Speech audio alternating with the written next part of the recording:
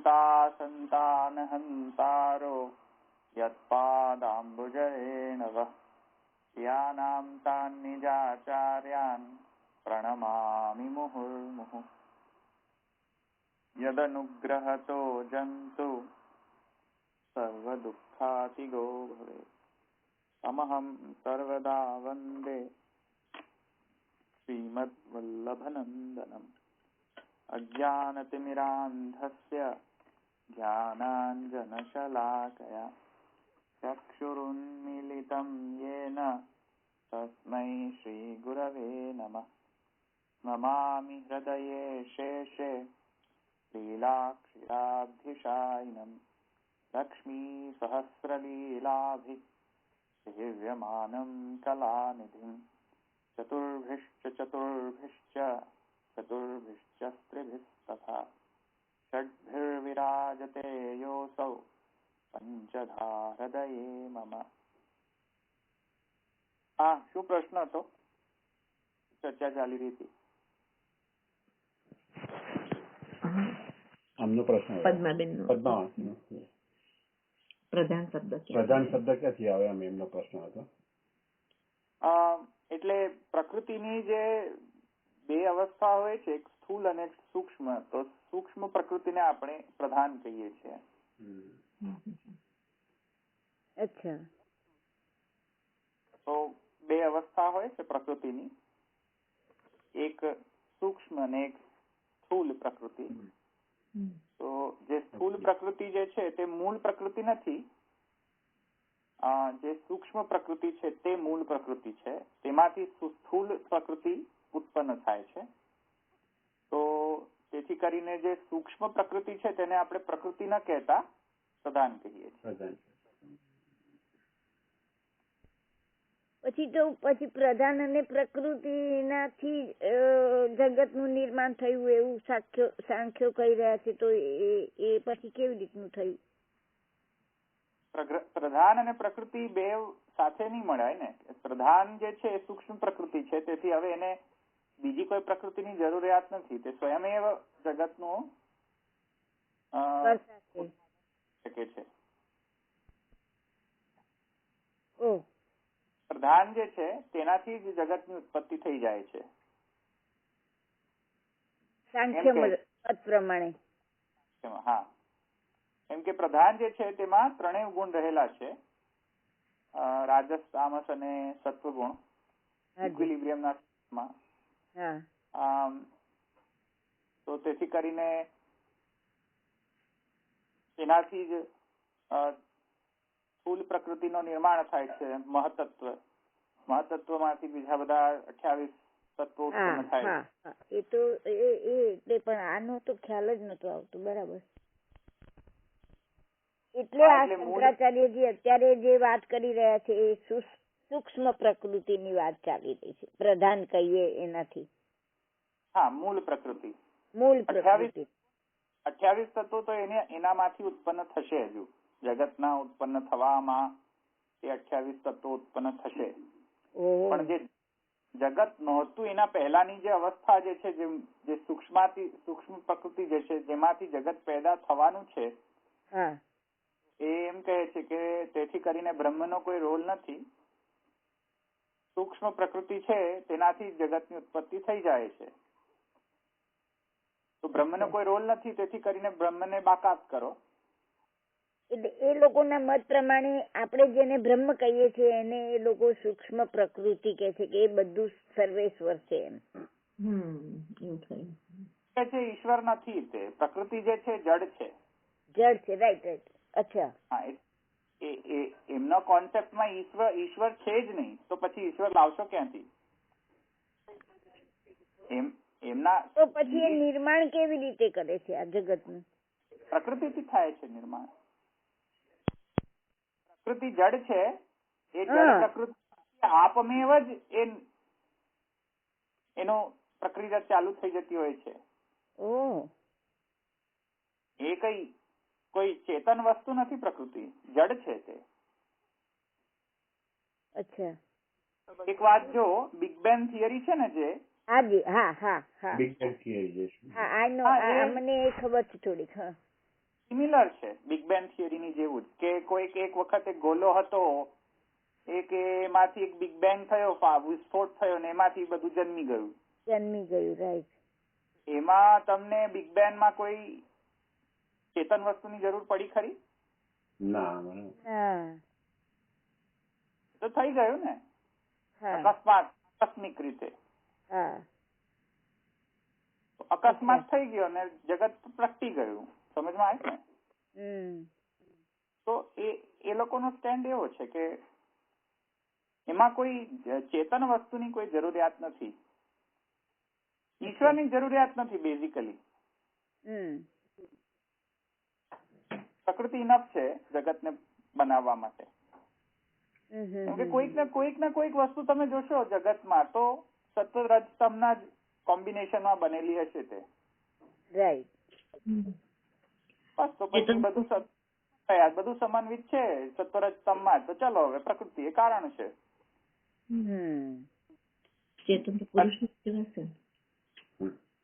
તો જીવ માટે એવું કહે છે કે તે જે છે તે પ્રકૃતિ જે છે એ જયારે પુરુષના કોન્ટેક્ટમાં આવે છે ત્યારે જીવ બની જાય છે.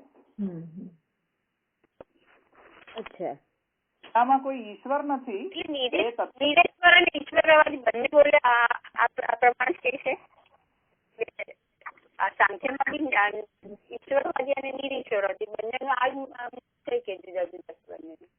તમારો અવાજ કટ થાય છે, કઈ સંભળાતું જ નથી. એવું પૂછે છે કે નિરીશ્વર સાંખ્ય ને પેલું બંનેનું કેવી રીતે જુદું કે સરખું એવી રીતે પૂછે છે. નહીં, ડિફરન્ટ છે ને. ઈશ્વર સાંખ્ય છે તે એમ માને છે કે ઈશ્વર માંથી આ બંને પ્રકટ થયા છે, પ્રકૃતિ અને પુરુષ, જે કપિલજી કહે છે. કપિલ ભગવાન જે છે, કપિલ ભગવાન તો એમ જ કહે છે એમને માતાને કે જે ઈશ્વર સાંખ્ય છે એના પ્રકટ કરતા છે કપિલજી. તો એ તો એમ જ કહે છે કે બ્રહ્મમાંથી તે પ્રકૃતિને પુરુષ પ્રગટ્યા છે. એ બેના સંયોગથી જગત અને જીવ પ્રકટ થયું છે. તમે એ પ્રકૃતિને પુરુષને જાણો અને નોખા કરીને જાણો તો તમે મોક્ષ પ્રાપ્ત કરશો. આ એમની થિયરી છે. હવે એ મોક્ષ પ્રાપ્ત કરવામાં ઈશ્વરની કોઈ રોલ નથી.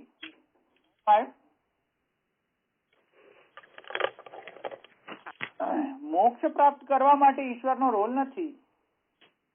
શા માટે ઈશ્વરને પાર્ટી બનાવી જોઈએ મોક્ષ પ્રાપ્ત કરવા માટે? તો એમણે ઓલ્ટરનેટ સજેસ્ટ કર્યું કે નહીં બનાવવું જોઈએ. તમે તમારી જાતે પણ મોક્ષ એચીવ કરી શકો છો. અને એ મોક્ષ એમણે કહ્યું કે તમે પ્રકૃતિને પુરુષને નોખા કરીને તમે જાણી લો તો તમને સુખ અને દુઃખનો અનુભવ નહીં થાય. ને જયારે સુખ અને દુઃખનો અનુભવ ન થાય ત્યારે મોક્ષાવસ્થા થઈ જશે તેમની. તો એમાં સાંખ્યમાં પ્રોબ્લેમ એટલો જ છે કે એમને ઈશ્વરને પાર્ટી નથી બનાવી મોક્ષ પ્રાપ્ત કરવામાં. બાકી ઈશ્વરને તે ગણે છે. ઈશ્વર સાંખ્ય ઈશ્વરને પરફેક્ટલી જગતનો કારણ સમજે છે. પણ એમાં જે ડિફરન્સ આવી રહ્યો છે બીજા દર્શનોમાં સાંખ્યના મોક્ષમાં આવી રહ્યો છે કે મોક્ષ જે છે સાંખ્ય લોકો એમ કહે છે કે તેમાં ઈશ્વરની જરૂરિયાત નથી. પેલો સ્વતો મોક્ષ અને પરતો મોક્ષ છે ને એ બાલબોધમાં આવે છે. નિત્યનો વિવેક સમજવો. નિત્યાનિત્યની વિવેક તમે સમજી જાઓ ને તમને એ આત્મસાત થઈ જાય તો તમે સુખ અને દુઃખ માંથી પાર થઈ જશો. એટલે સ્વતો મોક્ષ તમને મળી જશે. એમાં ઈશ્વરને પાર્ટી બનાવવાની જરૂર નથી. પણ તો પછી એમનો ઈશ્વર કરે છે શું? જગત તો કરતા તો એમને ઈશ્વરની જરૂર જ નથી. પછી શું કરે છે? કશું નહીં. ઈશ્વર સાંખ્યની માં જરૂર પડે છે ને ઈશ્વરની. પ્રકૃતિ પુરુષ તેમાંથી આવે છે. પ્રકૃતિ પુરુષ એમાંથી આવે છે. હા, પણ મોક્ષમાં ઈશ્વરની જરૂર નથી. મોક્ષ માટે. અચ્છા. એ એમનો સ્ટેન્ડ છે કે મોક્ષમાં એમની જરૂર નથી, ઈશ્વરની જરૂર નથી. પણ નિરીશ્વર સાંખ્ય જે છે તે તો ઈશ્વરને ડિનાય કરે. એમના મતમાં ઈશ્વર નામનો કોન્સેપ્ટ નથી. પણ એ નિરીશ્વર સાંખ્ય છે એ કપિલ દેવજી થી જુદા? હા, એ જુદા છે. હા, કપિલજી નિરીશ્વર સાંખ્યના પ્રવર્તક નથી. કપિલજી શૈશ્વર સાંખ્યના પ્રવર્તક છે. એટલે એટલે બે સાંખ્ય છે એમ. હા, એટલે કપિલજી પહેલા પણ સાંખ્ય મત પ્રવર્તતો હતો. કપિલજી પહેલા પણ. અચ્છા. આ પુરુષોત્તમ સહસ્ત્ર નામમાં આવે છે ને, કપિલજી ના નામમાં જ આવે છે તે સાંખ્ય પ્રવર્તક એવું કઈક આવે છે. યોગ પ્રવર્તક આવે છે. તો એમાં ટીકામાં લખે છે રઘુનાથજી કે પહેલા કપિલજીના બે ઘણા બધા એમના પહેલાના જે ઋષિઓ હતા, સાંખ્યના પ્રવર્તક ઋષિઓ, એમના નામ પણ આપે છે રઘુનાથજી. કપિલજી જે છે તે તો એમને ફરીથી તે પ્રકટ કર્યો એ હતો ખરો, પણ એમને કઈ નવીન કઈ નથી કહ્યું કપિલજીએ. અચ્છા. એમણે જે સાંખ્ય મત જે હતો એને ફરીથી સુદ્રઢ કર્યો. પ્રકટ કરનાર તો સાંખ્ય જે છે તો વેદમાં છે જ સાંખ્ય મત, પણ નિરીશ્વર સાંખ્ય જે છે તે અવૈદિક છે. સાંખ્ય એ વૈદિક નથી. કપિલજીનો જે સાંખ્ય છે તે વૈદિક છે. તે વૈદિક છે. ઓકે. પણ એમાં મોક્ષ પ્રાપ્ત કરવા માટે કપિલજી એમ કહે છે કે ચલો એમાં એક ચેન્જીસ આપું કે એમાં તમને ઈશ્વરને પાર્ટી બનાવવાની કોઈ આવશ્યકતા તમારે નથી, એમાં કોઈ ગરજ નથી ઈશ્વરની. ત્યાં સાંખ્યના પ્રમાણે જો મોક્ષ પ્રાપ્ત કરવો હોય તો એ સ્વતો મોક્ષ નો કોન્સેપ્ટ એમણે ડેવલપ કર્યો ને એવી રીતે યોગમાં પણ સ્વતો મોક્ષ આવી ગયો. એટલે પરતો મોક્ષ જે છે તે આ બધા જે જ્ઞાન ભક્તિ શરણાગતિ વગેરે જે માર્ગ જે છે એમાં પરતો મોક્ષમાં આવે છે, પણ જે સ્વતો મોક્ષ જે છે તેમાં આ યોગ અને સાંખ્ય આવે છે. નિરીશ્વર સાંખ્ય તો આપણે આમે પણ આપતા પણ નથી, એ વાદ જ ખોટો છે. હા, તો તમારો થઈ ગયો સોલ્વ? અત્યારે તો થઈ ગયું. હા, આ તો અચ્છા, ખબર નહીં. રેકોર્ડિંગમાં લક્ષણા તમારે સમજાવવાનું છે એવું તમે કહ્યું છે, એ પ્રશ્ન હતો. હા, એ ટોપિક પર આજે આવવાનો છું હું. અને ત્રીજો પ્રશ્ન એવો થયો હતો કે આ શંકરાચાર્યજી જે આ અશબ્દમ ને ન આ બાજુ લઈ લે છે ને, ઈક્ષણેર ન અશબ્દમ, એવી રીતે જન્માદસ્ય યતમાં ને આ બે સિમિલર થયું કેવાય? નહીં, સિમિલારિટી નો કોઈ પ્રશ્ન નથી અહીંયા. સિમિલારિટી નહીં, પણ એમાં પણ એમણે એ જ રીતે કર્યું ને, યતઃ નો ફેરફાર કરી દીધો હતો ને આપણા હિસાબે. નહીં, એમના પ્રમાણે બે શ્રુતિ છે, બે સૂત્ર છે. જન્માદ અને શાસ્ત્ર યોનિત્વાદ બે જુદા સૂત્ર છે. મહાપ્રભુજી તેને એક જ સૂત્ર ગણી રહ્યા છે. અચ્છા. એ ડિફરન્સ છે. બાકી એમાં કઈ ગ્રામેટિકલી એમાં કોઈ ડિફરન્સ નથી, પણ ડિફરન્સ ત્યાં આવે છે કે શંકરાચાર્યજી કહે છે કે ત્યાં રૂપ નો ઉત્પત્તિ છે ને શાસ્ત્ર યોનિત્વાદમાં નામ ઉત્પત્તિ છે. મહાપ્રભુજી કહે છે નહીં, એ નથી, ત્યાં લક્ષણ અને પ્રમાણ આપ્યા છે. તો શંકરાચાર્યજી એમ કહે છે શાસ્ત્ર યોનિત્વાદમાં નામની ઉત્પત્તિ છે અને જન્માદ્યસ્યતમાં રૂપની ઉત્પત્તિનું વર્ણન છે. મહાપ્રભુજી કહે છે નહીં, એ નથી એવું. ત્યાં શાસ્ત્ર યોનિત્વાદમાં પ્રમાણ આપવામાં આવ્યું છે અને જન્માદ્યસ્યતમાં એનું લક્ષણ આપવામાં આવ્યું છે બ્રહ્મનું. એટલે મહાપ્રભુજી તેને એક કોન્સોલિડેટેડ સૂત્ર ગણે છે, શંકરાચાર્યજી તેને બ્રેકડાઉન કરીને બે સૂત્ર કરે છે. આ ત્યાં ડિફરન્સ આ મેન હતો. અને ઈક્ષતેર ન અશબ્દમાં શું છે? ઈક્ષતેર ન એટલે ઈક્ષાના કારણે નથી તે. એટલે શું નથી? હવે પ્રશ્ન થાય કે શું નથી? તો નથી એટલે કે જે પ્રધાન તમે ગણી રહ્યા છો, જે જગતનું કારણ છે, તેવું નથી. એમ શંકરાચાર્યજી કહે છે. ઈક્ષતેર ન એટલે ઈક્ષાના કારણે પ્રધાનને કારણ ન ગણી શકાય, એમ કહે છે. કારણ કે એ પ્રધાન આવતું નથી વેદમાં, એટલા માટે એમ ને. ન શબ્દમ, અશબ્દમ. હા, એટલે અશબ્દમ એટલે કે તે શબ્દમાં એટલે કે વેદમાં એવું મેન્શન નથી. હા, એવો અર્થ શંકરાચાર્યજી કરે છે. બાકી મહાપ્રભુજી તેવું નથી કહેતા. મહાપ્રભુજી જુદો અર્થ કરે છે. હાજી. હા આવી સમજમાં. હા હા પેલો નિરીશ્વર ના ઈશ્વર કૃષ્ણીય ને હા નિરીશ્વરવાદી જે છે એના મત પ્રવર્તક પેલા ઈશ્વર કૃષ્ણીય હતા ને એ હા હા હા રાઈટ. ક્યાંથી મળ્યું તમને નામ? આપણે દર્શન આપણે અગાઉ લીધા ને એમાંથી મને મળ્યું. હા રાઈટ બરાબર છે એ છે ઈશ્વર કૃષ્ણીય પંચશીખ હા પંચશીખંડ પંચશીખ પંચશીખ એવું નામ છે. હા એ કપિલજીના શિષ્ય હતા. ઓકે તો ઈક્ષતેર ના શબ્દમ જે છે એ તો સૂત્ર ક્લિયર થઈ ગયું ને. હવે શંકરાચાર્યજી શું કહે છે અને મહાપ્રભુજી શું કહે છે એમાં ક્લિયર થઈ ગયું બરાબર.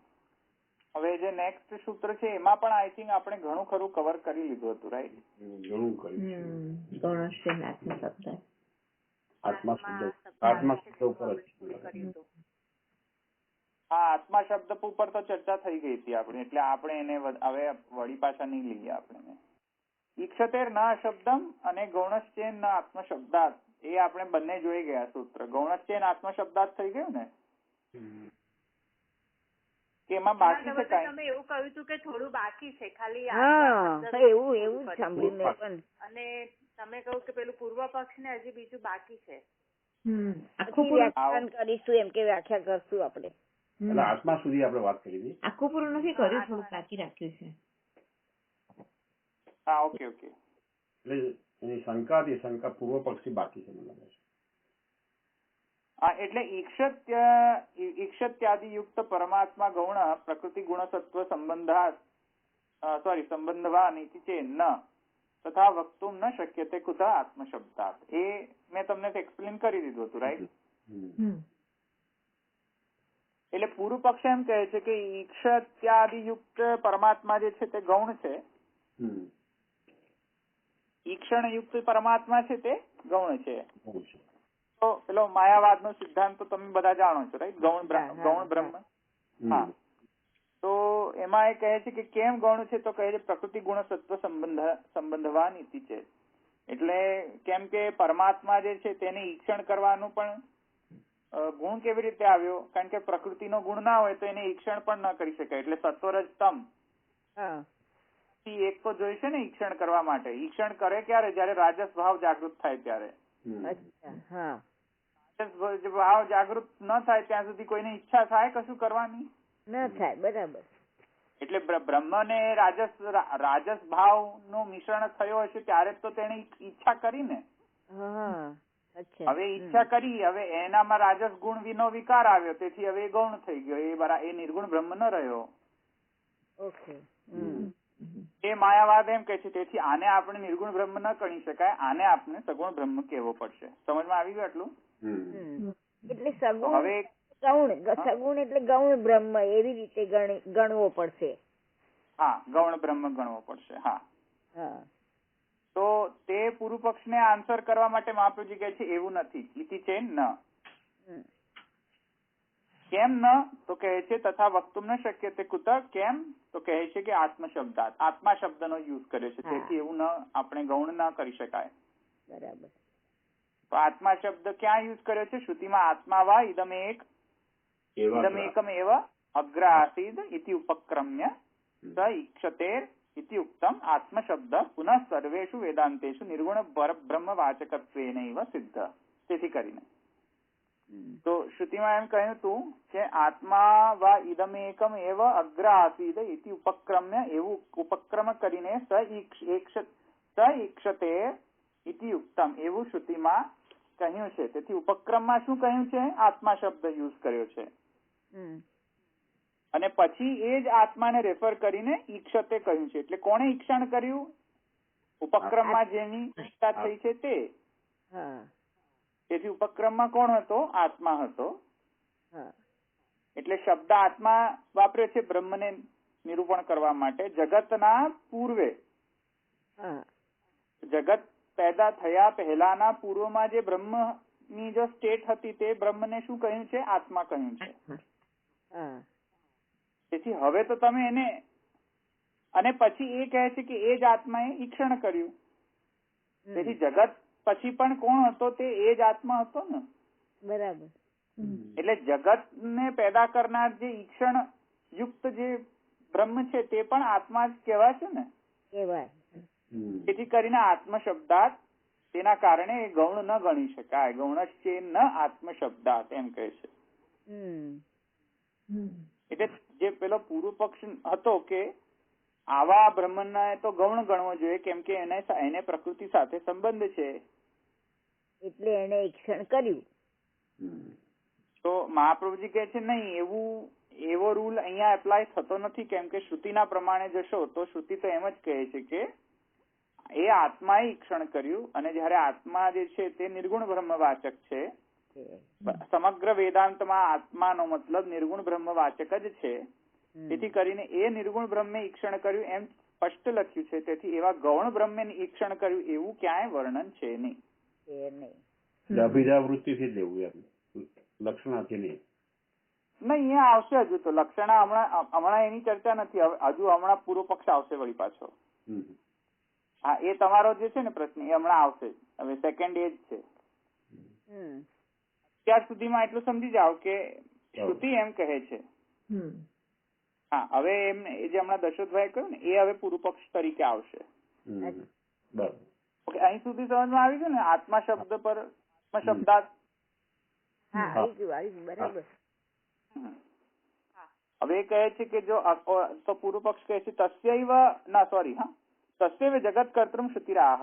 આ પૂર્વ પક્ષ નથી, આ મહાપ્રભુજી કહે છે. તો પછી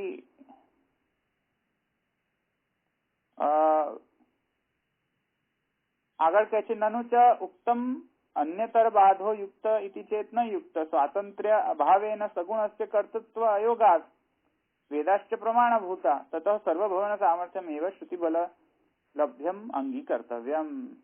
પછી મહાપ્રભુજી આગળ જઈને કહે છે કે જો ગૌણ ને એટલે પૂર્વ પક્ષ એમ કહે છે કે નહીં તમે ગૌણ ને જ માની લો ને. ગૌણ માનવામાં તમને ક્યાં પ્રોબ્લેમ થાય છે? તો મહાપ્રભુજી કહે છે કે નહીં, ગૌણ માનવામાં અમને પ્રોબ્લેમ એ થાય છે કે ગૌણ માનીશું તો પછી તે સ્વતંત્રતાનો અભાવ થઈ જશે તેનામાં. કેમ કે કર્તૃત્વ ત્યારે જ આવે કે જયારે તેનામાં સ્વતંત્રતા હોય. અને બ્રહ્મમાં સ્વતંત્રતા નથી રહેતી. ગૌણ બ્રહ્મ કોને આધીન થઈને જગત રચના કરે છે? પ્રકૃતિ. બેમાંથી એક, રાઈટ? તો એ બેમાં જ ને સહારો લઈને કરે છે. તેથી કરીને એનું સ્વતંત્રતા ચાલી ગઈ. તો હવે સ્વતંત્રતા ચાલી ગઈ તો એને કર્તૃ કેવી રીતે કહેવાય? એ કર્તૃ ન કહેવાય. કર્તૃત્વ અયોગાત. પછી તો કર્તૃત્વ ન કહેવાય એનું. તો કાં તો તમે એમ કહો કે ગૌણ બ્રહ્મ કર્તૃ નથી. હવે એ તો એમને એક્સેપ્ટેબલ નથી કારણ કે સૂત્રનો અર્થ જ એવો છે. અને હવે તમે અને આપણે જે કહીએ છીએ કે નિર્ગુણ બ્રહ્મ કર્તૃ છે તે પણ એમને એક્સેપ્ટેબલ નથી કારણ કે નિર્ગુણ બ્રહ્મ એમને એક્સેપ્ટેબલ થઈ જાય તો આખો અદ્વૈત જ ખંડિત થઈ જાય. એટલે એ કહે છે કે નહીં, ગૌણ ને માની લો ને કર્તૃત્વ. તો મહાપ્રભુજી કહે છે ગૌણ ને કર્તૃત્વ માને જ કેવી રીતે? કારણ કે સ્વતંત્રતા ચાલી ગઈ એની. તો સ્વતંત્રતા ચાલી ગઈ કેમ કે હવે એને માયા પર ડિપેન્ડન્ટ રહેવું પડશે જગત બનાવવા માટે. એક પ્રશ્ન કરું? હા, એક પ્રશ્ન કરું? હા.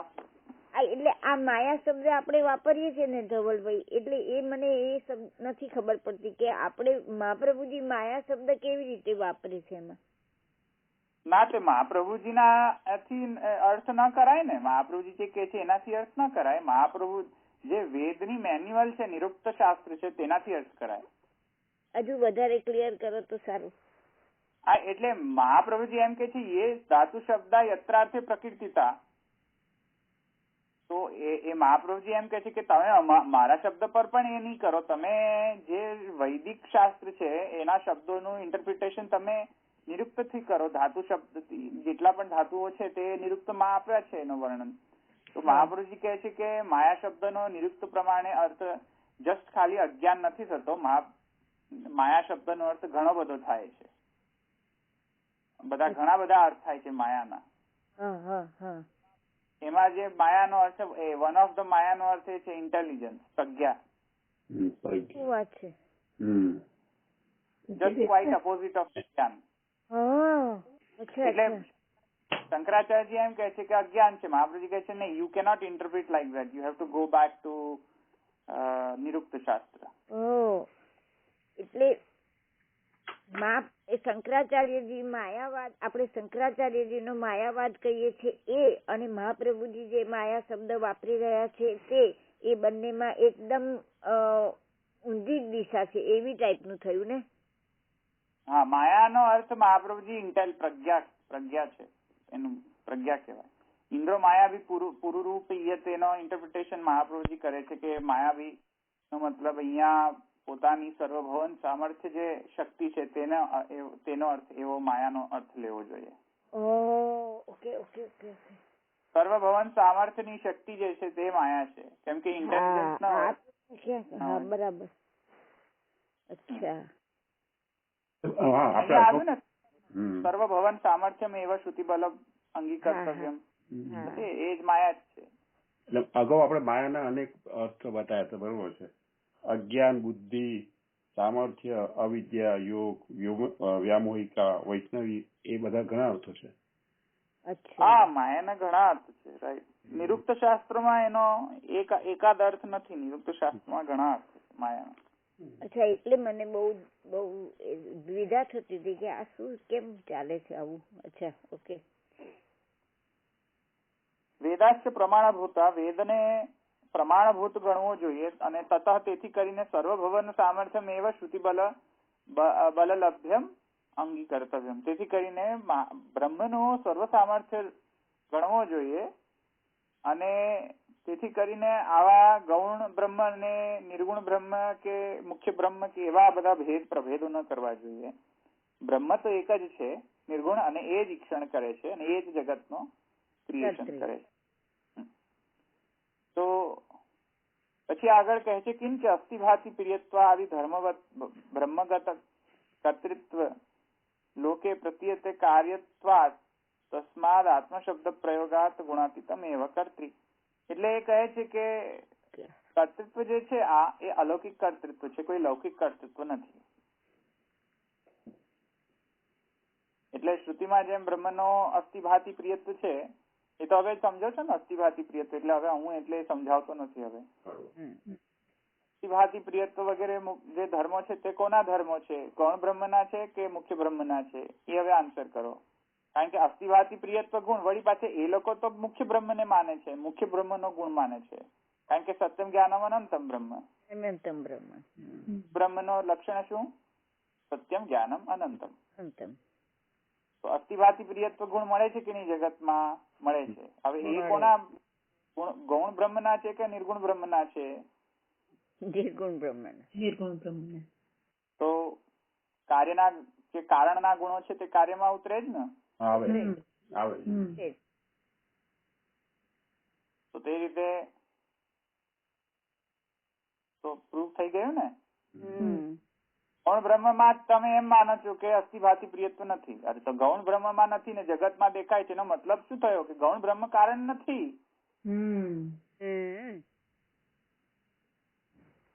તો અસ્થિભાતિ પ્રિયત્વ આદિ ધર્મવત બ્રહ્મગત કર્તૃત્વ લોકે પ્રતીયતે કાર્યત્વાત તસ્માદ આત્મશબ્દ પ્રયોગાત ગુણાતીતમ એવ કર્તૃ.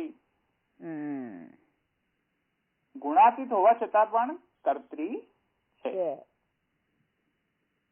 આત્મા શબ્દનો અર્થ અહીંયા એ સમજવો જોઈએ કે ગુણાતીત છે, ગુણાતીત હોવા છતાં પણ તે કર્તૃ છે.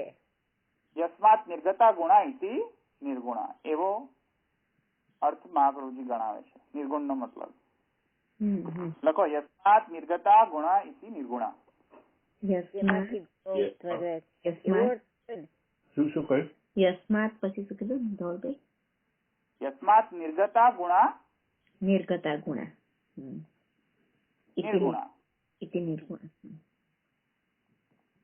જેમાંથી ગુણો ઉત્પન્ન થાય છે એને નિર્ગુણ કહેવાય. નિર્ગુણ નો મતલબ નેગેટિવ અર્થમાં ગુણ નહીં એવું નહીં, હમ. એટલે નેગેશન કરી દો, જેમાં ગુણ ન હોય તે નિર્ગુણ, એવો અર્થ થાય ને એકાદ. મહાપ્રભુજી કહે છે that is not the way. આ નિર્ગુણ શબ્દનો આ વ્યુત્પત્તિ ન થઈ શકે અહીંયા. આ યસ્માત નિર્ગતા ગુણા ઇતિ નિર્ગુણા એ વ્યુત્પત્તિ મહાપ્રભુજી કહે છે. સુબોધનીમાં છે એમનો. હા, છે. એટલે નિર્ગુણ કહીએ એટલે એનામાં પણ આ ગુણો છે એવો અર્થ ખરો કે નહીં? એમાંથી ઉદ્ભવ્યા છે એમ ખરું, પણ એમનામાં પણ આ ગુણો છે રહેલા, એવું નહીં? એ રહેલા હોય તો જ ઉત્પન્ન થાય ને. હા, રાઈટ. પણ એટલે એ ઓકે, રહેલા છે તેથી ઉત્પન્ન થયો ને. યસ્માત નિર્ગતા ગુણા ઇતિ નિર્ગુણા. હા. ના હોય તો ઉત્પન્ન કઈ રીતે, કોનામાંથી કરશો? બરાબર. એ તો રહેલા જ છે ને, બધા ગુણો બધા રહેલા જ છે. એનો અધિષ્ઠાન બ્રહ્મ. પણ નિર્ગુણ નો મતલબ અહીંયા એ છે કે તે અધિષ્ઠાન હોવાના કારણે તે એ ગુણોથી કંટ્રોલ નથી, એ ગુણોને કંટ્રોલ કરે છે. હા, એ રીતે નિર્ગુણ છે. એટલે આમાંથી ગુણ પ્રકટ તો થઈ જાય છે, પણ પછી એ ગુણોને આધીન નથી રહેતો. એ સમજવાનું છે. બરાબર. ગુણો એને આધીન રહે છે, તેથી નિર્ગુણ છે. એ સમજમાં આવે ને? તમારા વગર આ કોણ સમજાવે ધવલભાઈ? બધું બાફતા હતા એમ જ. ના, એટલે એ તો સુબોધીમાં લખેલું છે મહાપ્રભુજી. તૃતીય સ્કંદની સુબોધની વાંચશો ને, બધું છે ત્યાં. નતું આત્મશબ્દ વાંચી જઈએ એટલું જ. નતું આત્મશબ્દોપી લોકવદ ગૌણોસ્તુ લોકે હિ કેનચિત પૃષ્ટો વિષ્ણુમિત્રાહ યજ્ઞદત્તો મમ આત્મ ઇતિ અત્ર ગૌણત્વમ ઉપચાર ઇતિ એવં પ્રાપ્તે અભિધીયતે તન્નિષ્ઠસ્ય મોક્ષોપદેશા. તો હવે આ બધી ચર્ચા થઈ ગઈ. વળી પાછી પૂર્વ પક્ષ એ થયો કે પણ તમે આ ગૌણ ને ગૌણ અર્થમાં જ લઈ લો તો આ આત્મા શબ્દ ને હતું આત્મશબ્દોપી લોકવદ ગૌણોસ્તુ. તો એ એમ કહે છે કે નનુ આત્મશબ્દોપી. હવે તમે એમ કેમ ન કરો કે આ આત્મા શબ્દ તમે ગૌણ અર્થમાં લઈ લો ને? ચલો બ્રહ્મને ગૌણ ના ગણો, પણ આ આત્મા શબ્દની જે તમે ચર્ચા કરી રહ્યા છો, જ્યાં સુધી એમ કહે ઇદમ એકમ એવા અગ્ર આસીદ, એને ગૌણ રીતે માની લો ને એ અર્થ. કારણ કે એક જ શબ્દના 3 અર્થ થઈ શકે છે કાવ્યશાસ્ત્ર મુજબ. કાવ્યમાં ક્યારેક અતિશયોક્તિ કરવામાં આવતી હોય છે, ક્યારેક વિશેષણ આપી દેવામાં આવતા હોય છે કોઈક વ્યક્તિને. જેમ કે કાવ્યશાસ્ત્રમાં કમલ નયન કહેવામાં આવે, તો કમલ નયન એટલે શું કે નયન થોડી રિયાલિટીમાં કમલ છે. આંખો કાઢીને કમલ થોડી ઠૂંસ્યા છે ત્યાં અંદર. કાવ્યશાસ્ત્રમાં કમલ નયન કહેવાથી કઈ નયન કઈ થોડી કમલ થઈ જાય છે, નહીં થતા ને? એટલે એને લિટરલ અર્થમાં નહીં લઈને એને લાક્ષણિક અર્થમાં લેવા પડશે. પેલા કમલ ને તો ઠૂસતા નથી ને તે લોકો કે ચાલો આંખો કાઢો, હવે તમે કમલ નયન થઈ ગયા છે એટલે આંખો કાઢો ને કમલ ને આપણે રિપ્લેસ કરી દઈશું એને ઓપરેશન થી.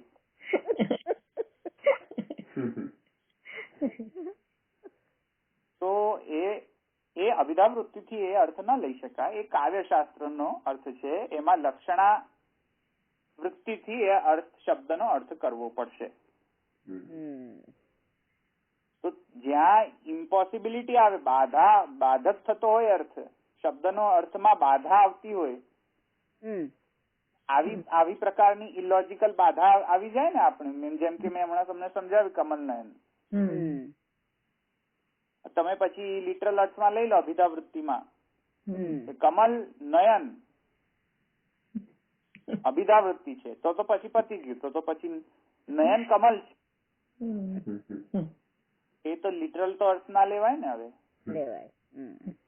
હા, કમલ કોઈ દિવસ નયન નથી થતા અને નયન કોઈ દિવસ કમલ થતા નથી રિયાલિટીમાં તો. એટલે હવે શું લેવા પડશે? લક્ષણા લેવા પડે. લક્ષણા એટલે કે જે કમલનું લક્ષણ છે, આપ્યાયકતા, કમલનો જે રંગરૂપ છે, એ બધા લક્ષણો નયનમાં છે. ખરેખર કઈ નયન કમલ નથી, એવા લક્ષણો કમલમાં છે, લક્ષણો નયનમાં છે. તેથી એને કમલ નયન કહે છે. સમજમાં આવ્યું? કમલમાં જેવા લક્ષણો છે તેવા નયનમાં. એટલે પૂર્વ પક્ષ શું કહે છે કે જેમ કાવ્યશાસ્ત્રમાં એક જ શબ્દનો ઘણા બધા અર્થ થાય છે, તેવી રીતે વેદમાં આ આત્મા શબ્દ છે તેને તમે લાક્ષણિક અર્થમાં કેમ નથી લેતા? અભિધા વૃત્તિથી કેમ લો છો? તો એ કહે છે કે લોકે હિ કેનચિત પૃષ્ટો વિષ્ણુ મિત્રાહ યજ્ઞદત્તો મમ આત્મા ઇતિ.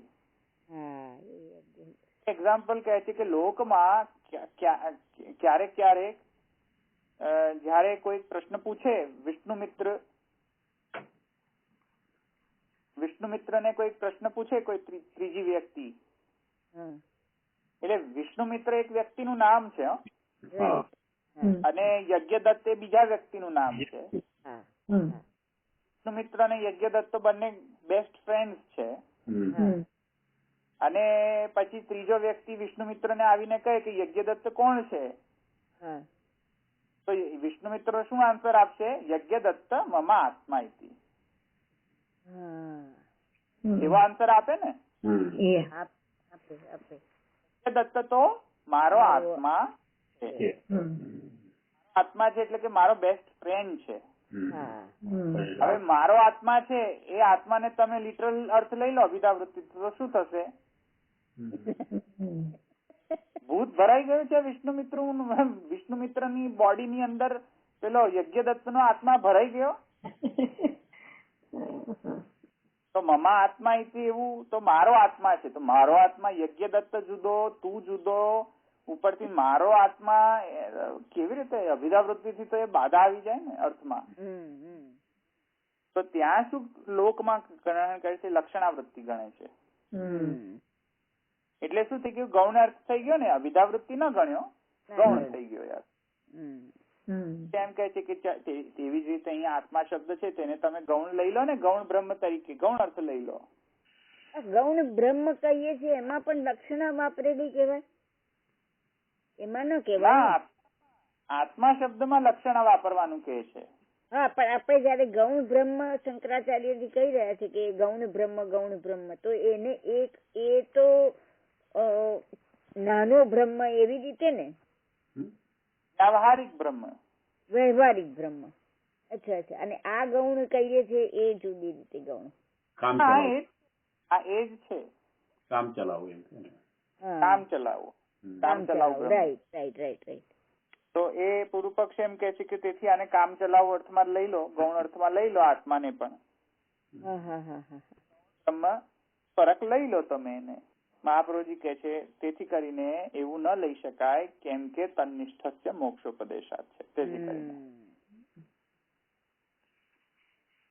એવા ગૌણ અર્થ ન લેવાય કેમ કે તન્નિષ્ઠસ્ય મોક્ષોપદેશાત, તેની નિષ્ઠાથી મોક્ષનો છે, મોક્ષ મળવા રૂપી ઉપદેશ મળે છે.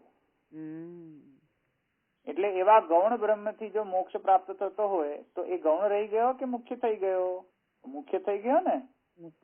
તો એવા આત્માથી મોક્ષ પ્રાપ્ત થતો હોય તો એ આત્મા શબ્દ હવે ગૌણ અર્થ ન લઈ શકાય. કારણ કે ગૌણ બ્રહ્મથી તો સંસાર પ્રાપ્ત થાય, મોક્ષ થોડી પ્રાપ્ત થાય. હેયત્વ વાચક વચનાચ્ચ. મેં કર્યું તું કાલે. હા, વચનાચ્ચ એ જે છે તેમાં આગળ સમજાશે. એટલે હેયત્વ અવચનાચ્ચ એમ છે. અવચનાચ્ચ એના કારણે પણ એને નિર્ગુણ એટલે એને ગૌણ બ્રહ્મ ન ગણવો જોઈએ. એટલે તેથી મહાપ્રભુજી કહે છે એવમ હિ શ્રૂયતે અસદ્વા ઇદમગ્ર આસીદ તતો વૈ સદજાયત તદાત્માનં સ્વયં કુરુતે ઇતિ ઉપક્રમ્ય યદા હ્ય એવેશ એતસ્મિન ન દ્રશ્યેન આત્મેક અનિરુક્તે અનિલયેન અભયમ પ્રતિષ્ઠામ વિંદતે અથ સો ગતો ભવતિ ઇતિ प्रापंचिक धर्म रहिते ब्रह्मणि एतस्मिन् पूर्वोक्त जगत कर्तरि परिनिष्ठितो मुक्तो भवति इति अर्थ तत्र यदि जगत्कर्ता गौण स्यात् तन्निष्ठस्य संसार एव स्यात् न मोक्षः। तो त्यारे તેથી જો જગતકર્તા ગૌણ થાય તત્ર યદિ જો થાય સ્યાत् થાય તો નિષ્ઠાથી એટલે તેની ઉપાસના કરવાથી એવા ગૌણ બ્રહ્મની ઉપાસના કરવાથી શું પ્રાપ્ત થાય? સંસાર એવ સ્યાત, સંસાર જ પ્રાપ્ત થાય, ન મોક્ષ, મોક્ષ પ્રાપ્ત ન થાય. તેથી આ આત્મા શબ્દને ગૌણ અર્થમાં ન લેવો જોઈએ, ગૌણ વૃત્તિથી અર્થ ન કરવો જોઈએ, અભિધા વૃત્તિથી જ એનો અર્થ કરવો જોઈએ. તન્નિષ્ઠ મોક્ષોપદેશા તો ઈઝી છે, એ તો પૂરું થઈ ગયું સૂત્ર. હવે આપણે આગળ હેયત્વ અવચનાચ આવશે. 4-5 જ લાઈન છે. તન્નિષ્ઠ મોક્ષોપદેશા તો વેરી ઈઝી. હવે બ્રહ્મસૂત્ર ઈઝી લાગે છે નહીં? શરૂઆતના સૂત્રો જ રહે. જો હવે માથાકૂટ પાછી આવશે આનંદમય અધિકરણમાં. ઓકે, હવે આગળનો જે સૂત્ર છે તે કહે છે હેયત્વ અવચનાચ. તો પૂર્વ પક્ષ એમ કરે છે, એનો પૂર્વ પક્ષ પેલા જોઈ લે, પછી સૂત્ર ક્યાંથી આવે જોઈએ. તો પૂર્વ પક્ષ વળી પાછો એ જ અર્થમાં અટકી ગયો કે આ અને ગૌણ જ રાખો, અને જે આત્મા શબ્દ છે તે તેને ગૌણ જ રાખો, અને જગત કર્ત્રી, તેથી કરીને શું પ્રાપ્ત થશે કે જગત કર્ત્રી રૂપ જે બ્રહ્મ છે તે ગૌણ બ્રહ્મ છે એવું રાખો, એમ કહે છે પૂર્વ પક્ષી.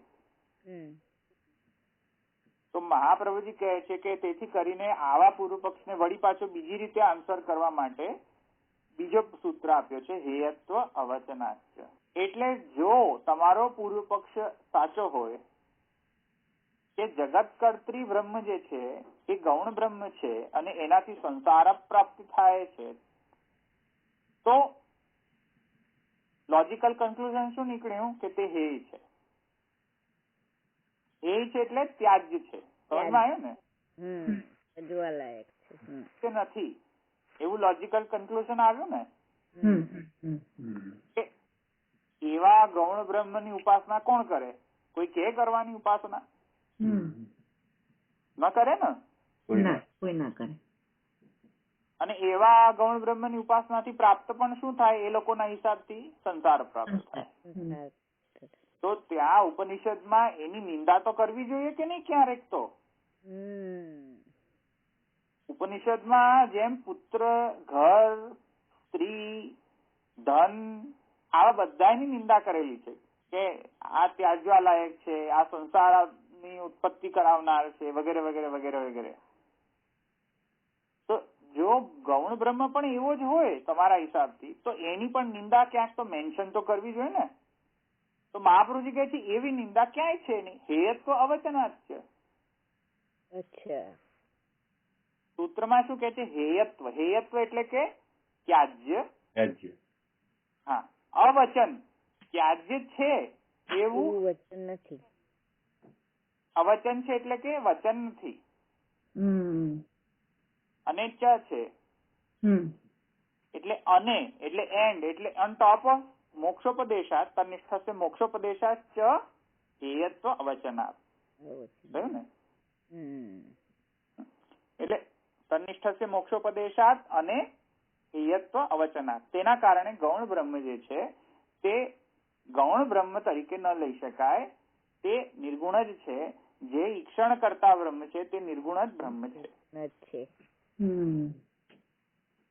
હેયત્વ અવચનાચ્ચ એમાં પછી આગળ કહે છે કે ઇતોપી નિર્ગુણ એવ જગત કરતા વેદાંતેષુ સર્વત્ર સાધનોપદેશે પુત્રાદિવત જગત કરતા હેયત્વેન ન ઉપદિશ્યતે. નિર્ગુણ જ બ્રહ્મ જગત કરતા છે અહીંયા તો. આનાથી તો એવું જ સમજાય છે. વેદાંતેષુ સર્વત્ર સાધનોપદેશે, વેદાંતોમાં વેદાંત વાક્યમાં સર્વત્ર સાધનો ઉપદેશ કરવામાં જયારે સાધનોની ઉપદેશ કરવામાં આવે છે ત્યારે પુત્રાદિવત જગત કરતા હેયત્વેન ન ઉપદિશ્યતિ. જયારે ઉપદેશ કરવામાં આવે છે ત્યારે પુત્ર વગેરેની બધાની નિંદા કરવામાં આવે છે કે ભાઈ પુત્રમાં આસક્તિ નહીં રાખો, ભાઈ સાહેબ સ્ત્રીમાં આસક્તિ નહીં રાખો, ધનમાં આસક્તિ નહીં રાખો, તો તમને મોક્ષ પ્રાપ્ત થશે. ખરું ને દશરથભાઈ?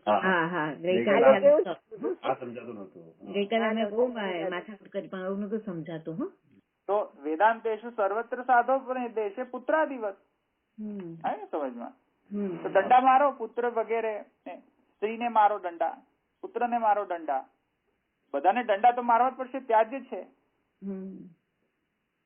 બધા દંડા મારીને ત્યાજ છે, ઉપાસ્ય નથી. તેની ઉપાસના થોડી થાય. પુત્રની ઉપાસના કરીથી મોક્ષ થાય? ન થાય. તો વેદાંતેષુ સર્વત્ર સાધનો ઉપદેશે પુત્રાદિવત છે. સમજમાં આવ્યું? જગત કરતા હેયત્વેન ન ઉપદિશ્યતિ. એવી રીતે કઈ જગત કરતા રૂપ જે બ્રહ્મ છે તેનું એવું કઈ મેન્શન છે? દંડા મારવાનું કહ્યું છે? દંડા મારવાનું નથી કહ્યું ને કે આને દંડા મારો. તો પછી તમે એમ કેમ કહો છો કે ગૌણ બ્રહ્મ જે છે એ ચાલુ ખાતાનો બ્રહ્મ છે, એ બ્રહ્મ જે છે ગૌણ બ્રહ્મ છે? એવું કોને કહ્યું? જગત કરતી બ્રહ્મ ગૌણ બ્રહ્મ છે એવું કોને તમને કહ્યું? તો પછી જો જગત કરતી બ્રહ્મ ગૌણ બ્રહ્મ હોય તો એની હેયત્વનું વર્ણન ક્યાંક ને ક્યાંક સાધનોપદેશમાં તો આવું જ જોઈતું હતું. એ તો છે નહીં, પાછું એવો ઉપદેશ છે નહીં કે આવા સાધનોથી બચીને રહો, આવા સાધનોથી તમને મોક્ષ નહીં પ્રાપ્ત થાય, એવું ક્યાંક તો કહ્યું હોવું જોઈએ ને. એ ક્યાં છે એનું વર્ણન? નથી. તેથી કઈ યદિ સગુણ સ્યાત પ્રકૃતિ પ્રાકૃત ગુણ પરિહારાર્થમ પ્રાકૃત પરિહારાર્થમ મુમુક્ષુર્ભી જગત કરતા ન ઉપાસ્ય સ્યાત. વળી પાછું ઉપરથી ઓન ટોપ ઓફ એ કહે છે કે એટલે પુત્રાદિવત તો છે જ. પુત્રાદિવત એને ગૌણ ને બ્રહ્મ ને પણ પુત્રાદિવત ની કક્ષામાં મૂકવું જોઈતું હતું, જે છે નહીં. ઉપનિષદોએ મૂક્યો નથી એ બ્રહ્મ ને પુત્રાદિની કક્ષાએ. અને કેમ નથી મૂક્યો? કેમ કે પુત્રાદિવત ને મૂક્યો છે, બ્રહ્મ ને નથી મૂક્યો, ગૌણ બ્રહ્મ ને નથી મૂક્યો. કેમ? કારણ કે પુત્ર આદિથી તો સંસારની મમતા, અહંતા મમતા વધે વળી પાછી ને અવિદ્યા જન્મે. અવિદ્યાનો ત્યાગ કર્યા સિવાય જ્ઞાન તો થાય નહીં. જ્ઞાન ન થાય તો મોક્ષ ન થાય. એઝ પર માયાવાદ જ્ઞાનથી જ મોક્ષ થાય ને. જ્ઞાનથી જ મોક્ષ થતો હોય અને તમે એમ કહો છો કે સ્ત્રી પુત્ર થી જ્ઞાન નષ્ટ થાય છે અને તેથી એવી રીતે ઉપદેશમાં પણ મળે છે, તો ગૌણ બ્રહ્મ થી પણ નષ્ટ થાય એવું મેન્શન કરવું જોઈતું હતું. તે છે નહીં પાછું. અને પછી વળી આગળ થઈને કહે છે કે જો ઈક્ષણ કરતા બ્રહ્મ જે છે એ નિર્ગુણ ન હોય, જો સગુણ હોય, જો તમે કહો તો પછી મોક્ષની ઈચ્છા વાળા એવા જે જગતના કરતા બ્રહ્મની ઉપાસના કદી પણ ન કરે. આવ્યું સમજમાં? યદિ સગુણ સ્યાત એટલે કે જો તમે સગુણ બ્રહ્મ કહો ચલો, તો પ્રાકૃત ગુણ પરિહારાર્થ મુમુક્ષુર્ભીર જગત કરતા ઉપાસ્ય સ્યાત. તો પછી જે મુમુક્ષો છે, મુમુક્ષ એટલે જે મોક્ષની ઈચ્છા વાળા છે, એ લોકો જે સગુણ બ્રહ્મ છે, જે પોતે પ્રકૃતિથી પીડાયેલો છે, એ લોકો પોતાના પ્રાકૃત ગુણોને પરિહાર કરવા માટે એવા જે સ્વયં પ્રાકૃત ગુણોથી પીડાયેલો છે એની ઉપાસના શા માટે કરે? એટલે સગુણ બ્રહ્મ એટલે શું? પ્રાકૃત ગુણોથી અધીન. એટલે હું માયાવાદ કરી રહ્યો છું. શુદ્ધાદ્વૈતમાં સગુણ બ્રહ્મ જે છે એ જ નિર્ગુણ બ્રહ્મ છે. બંને સેમ ટુ સેમ છે. પણ હું માયાવાદના પર્સ્પેક્ટિવમાં કહું છું. એ તો આપણને લખાયું સગુણ બ્રહ્મ બરાબર નિર્ગુણ બ્રહ્મ બરાબર આત્મા. તો માયાવાદમાં તો એ લોકોનો સગુણ યદિ સગુણ સ્યાત એટલે જો તમે એને સગુણ ગણો સગુણ માને કારણ કે માયાવાદમાં સગુણથી તો એમને હેટ છે, દે હેટ સગુણ. જ્યાં કશુંક સગુણ થાય એટલે કે માયા આવી ગઈ, માયા આવી ગઈ, માયા આવી ગઈ. અચ્છા. એટલે જ્યાં નિર્ગુણ હોય ત્યાં બધું શુદ્ધ શુદ્ધ રહે.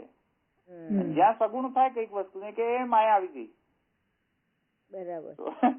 એમની બધું છે બધું કામકાજ કે જ્યાં કઈક સગુણ આવી ગયો ને કે આ તો માયા છે. તો સગુણ આવી ગયું તો મહાપ્રભુજી કે છે યદિ સગુણ હશે, જો તમે એમ કહો કે બ્રહ્મ સગુણ છે કે પેલી માયાથી પીડાયેલો છે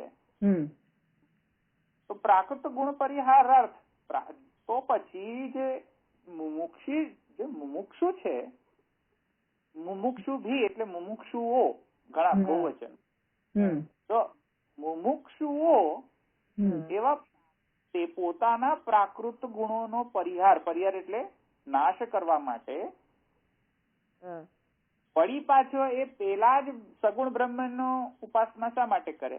કારણ કે સ્વયં પેલો સગુણ બ્રહ્મ તો સ્વયં પીડાયેલો છે પ્રાકૃત ગુણોથી. તો જે પ્રાકૃત ગુણોથી સ્વયં પીડાયેલો એ બીજાના પ્રાકૃત ગુણ શું દૂર કરવાનો હતો? બરાબર. તો એ કે છે એવું ઉપાસના કરે નહીં પછી. વળી તમે કારણ કે આ વાત કેમ આવી? કેમ કે માયાવાદ એમ કહે છે કે શાખા અરુંધતી ન્યાયથી કરો. શાખા અરુંધતી ન્યાયથી એટલે શું સમજ્યા? એટલે અરુંધતી નો બતાવવા માટે પેલી શાખા બતાવી દે કે આ શાખા. માયાવાદ શું કહે છે એની થિયરી જુઓ. એ શું કહે છે કે તમને મોક્ષ પ્રાપ્ત કરવો છે, હવે એ મોક્ષ પ્રાપ્ત કરવો તો ડાયરેક્ટ નિર્ગુણ બ્રહ્મ થી તો કૂદકો ન મરાય ને, કૂદકો ન મરાય. એટલે શું કહે કે ચલો હું તમને એક રસ્તો બતાવું. તમે પેલા નિર્ગુણ બ્રહ્મ થી તો પહોંચી જ નહીં શકો, કારણ કે નિર્ગુણ બ્રહ્મ નિર્ગુણ છે. તમે કોનું ધ્યાન કરશો, ક્યાં મન લગાવશો, કોનું જ્ઞાન કરશો? એનું જ્ઞાન જ ન થઈ શકે તમને પાછું. તો એ કહે છે ચાલ હું તમને રસ્તો બતાવું. તમે પેલા જે સગુણ બ્રહ્મ ના દેવી દેવતાઓ છે ને, જે બધા સગુણ બ્રહ્મ રૂપ, એ બધાને ધ્યાન લગાવો. એ બધાનું ધ્યાન લગાવશો તો તમને એકાગ્રતા આવશે, ને એકાગ્રતા આવશે તો નિર્ગુણ બ્રહ્મ સુધી તમે પહોંચશો. રાઈટ. એ લોકો ધ્યાન તો કરતા જ હોય છે. બરાબર છે. તો હવે પેલી બધી દેવતાઓની ફોજ આવી ગઈ કે નહીં સગુણ બ્રહ્મમાં? તો હવે એ મહાપ્રભુજી શું કહે છે કે જો તમે એમ કહેતા હોય તમારી ઉપાસના પ્રણાલીમાં કે મુમુક્ષુઓને શાખા અરુંધતી ન્યાયથી દેવી દેવતાઓની ફોજનું પેલું ધ્યાન કરવું જોઈએ શાખા અરુંધતી ન્યાયથી, મોમેન્ટ તમે ફોજની તમે ધ્યાન કરશો તો તમને જગત પ્રાપ્ત થશે.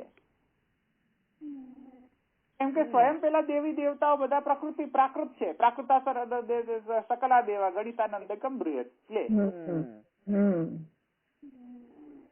તો તમે તમારો જો સગુણ બ્રહ્મ પ્રાકૃત ગુણોથી પીડાયેલો હોય અને વળી પાછા તમે મોક્ષની પ્રાપ્તિમાં તમે એમ કહો છો શાખા અરુંધતી ન્યાય, તો મોક્ષ કેવી રીતે મળે? જો આવા પ્રાકૃત ફિનોમિનાનો ઉપાસના કરો તો એને અપ્રાકૃત ફળ મળે કેવી રીતે? ના મળે ને. મળે પ્રાકૃત ફળ મળે. હા, પણ પાછું એનો આન્સર એ છે કે નહીં આ બધા જે છે તેમાં સારા પ્રકારનો પ્રાકૃતિ છે. સારા પ્રકારનો ખરાબ અને નરસૃતિ પાછા એમના ખરાબ ગુણો અને સારા ગુણો. અને એમાં એ કહે છે કે દેવતાઓમાં સારા ગુણો હોય છે, ભલે તે સગુણ હોય છે.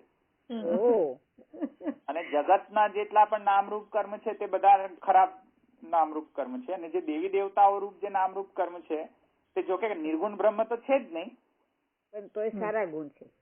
સારા છે, તે સારા છે. સારી ક્વોલિટી લીધી છે.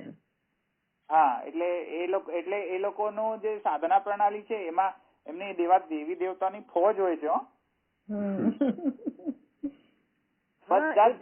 એ લોકોને બધા હોય છે ને, એમના મંદિરો પણ હોય છે ને એમાં મૂર્તિઓ પણ હોય છે.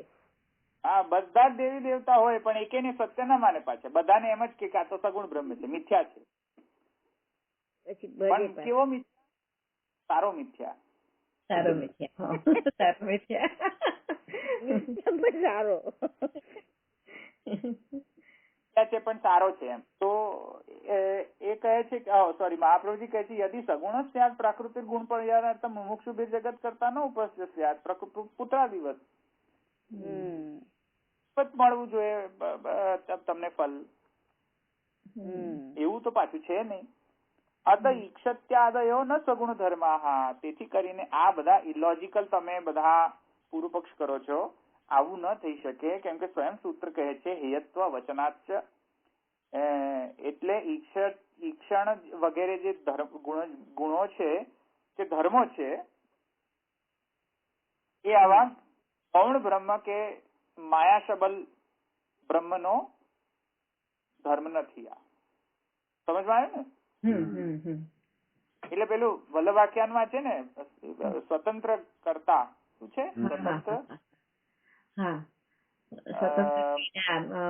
સ્વતંત્ર ક્રીડા,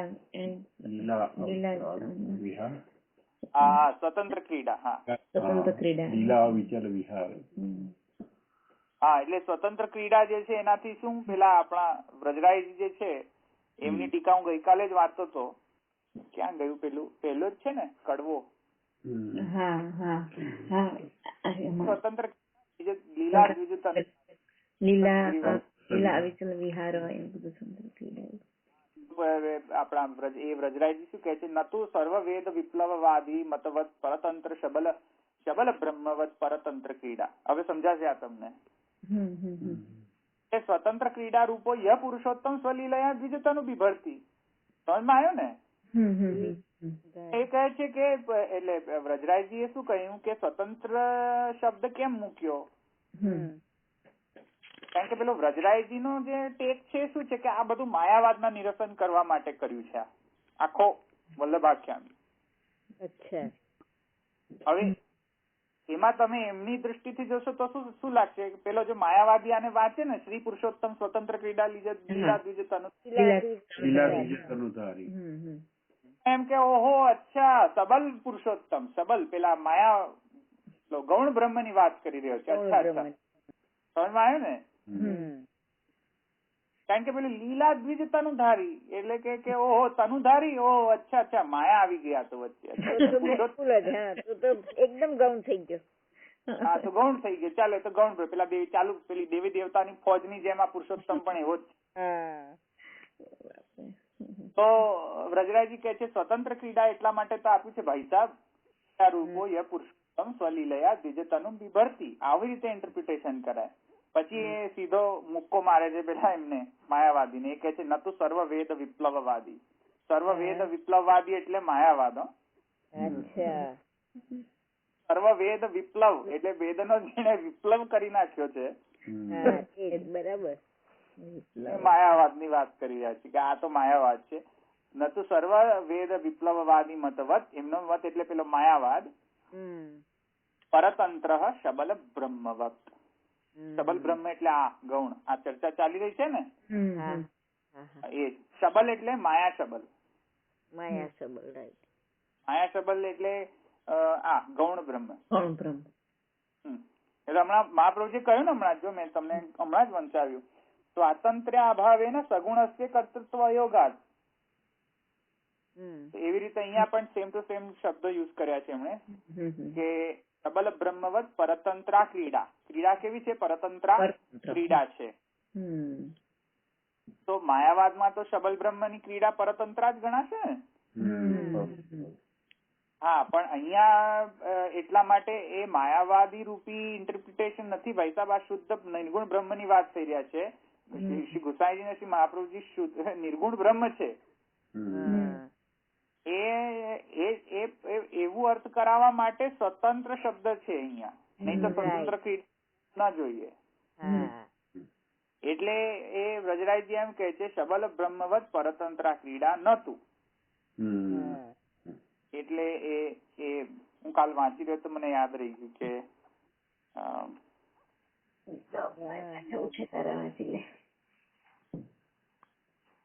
ઓકે, તો આગળ કહે છે અત ઈક્ષત્યાદયો ન સગુણ ધર્મા સૂત્રત્રયસ્ય ઈક્ષતિ હેતુ સાધકત્વાચકાર એવં સૂત્ર ચતુષ્ટયેન ઈક્ષતિ હેતુના જગત ઉપપત્યા સૃષ્ટિ વાક્યના બ્રહ્મ પરત્વમ ઉત્પાદિતમ. અચ્છા ઠીક છે, આ બધું તો તમને સમજમાં આવશે, એમાં એ વાત વધારે નવીન છે નહીં.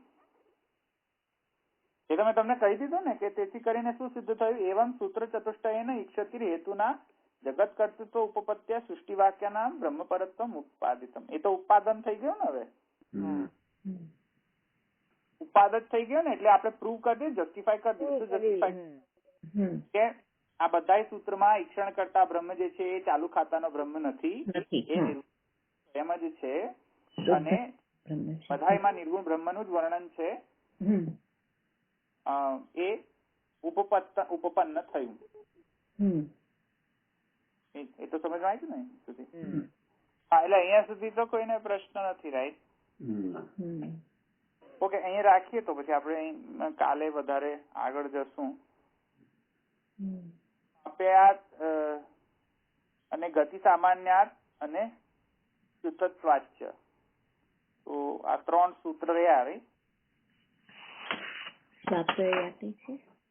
સ્વાપ્યાયાત, ગતિ સામાન્યાત અને શુદ્ધત્વાચ્ય, 3 રહ્યા, બરાબર. તો 10 સૂત્ર થઈ ગયા. હવે પછી આપણે અધિકરણ પૂરો થઈને આનંદ અધિકરણ. આનંદ અધિકરણ જરા મોટો છે. એનું નામ તો આનંદ આનંદ છે ને તમે કહો છો કે અઘરું છે.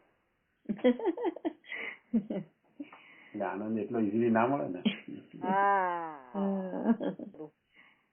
પછી આપણે આ થઈને કાલે છે ને જરા બીજા બધા મતનું પણ આપણે જોઈ લઈશું, કારણ કે બીજા બધા મત આપણે જોયા નથી ને આ બધા સૂત્રોના. થોડા બીજા બધા મત પણ આપણે જોઈ લઈશું કાલે. આ સૂત્ર મેઇનલી માયાવાદ જોઈ લઈશું, બીજા સૂત્રોનો અર્થ. બીજા બધા નહીં તો એટલીસ્ટ માયાવાદ તો આપણે જોઈ લઈશું. એટલે આ કરવાના જે બાકી છે એમાં માયાવાદ જોઈ લઈશું ને. હા, ગુણસ્ય આત્મશબ્દાત તનિષ્ઠસ્ય મોક્ષોપદેશાત, આ બધામાં પણ માયાવાદ સમજવું પડશે કે આ માયાવાદી શું કહે છે. આ બધા સૂત્ર વલ્લભાખ્યાની પીડીએફ બધાને મળી ગઈ ને, મજા આવી એવી છે. હા, વ્રજરાયજીની માટે જ મેં લીધી હતી એકચ્યુઅલી. વ્રજરાયજીનું મારે જોવું હતું એકચ્યુઅલી. મજાની છે ટીકા વ્રજરાયજીની. ઓકે, રાખીએ આપણે.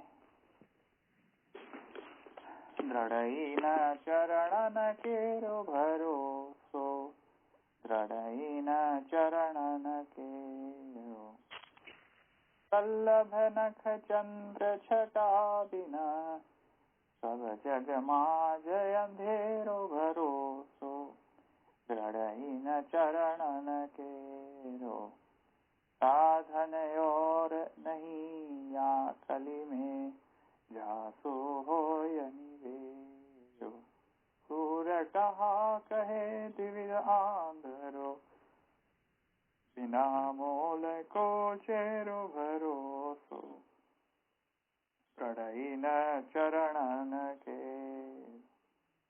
વલ્લભાધીશ કી જય. શ્રી ગુસાઈજી પરમ દયાળ કી જય. શ્યામ સુંદર શિવને મહારાજ હરિકાધીશ. સર્વે વૈષ્ણવને જય શ્રી કૃષ્ણ. જય શ્રી કૃષ્ણ. જય શ્રી કૃષ્ણ.